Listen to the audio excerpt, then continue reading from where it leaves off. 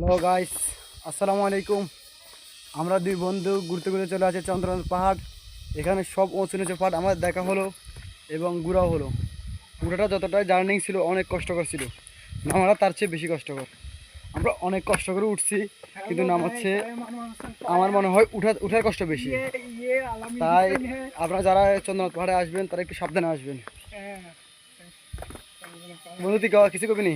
না বন্ধু, অনেক কষ্ট হয়েছে বন্ধু। না বন্ধু, আমার কষ্ট নাই, পাহাড়ে ওঠার ফিলিংসটা আলাদা, মজাটা আলাদা। কোনো মজা নেই ভাই। আসেন না ভাই, কেউ আসেন না, কোনো মজা নেই। হাতে হাতে রথাত মানে খরচ করা।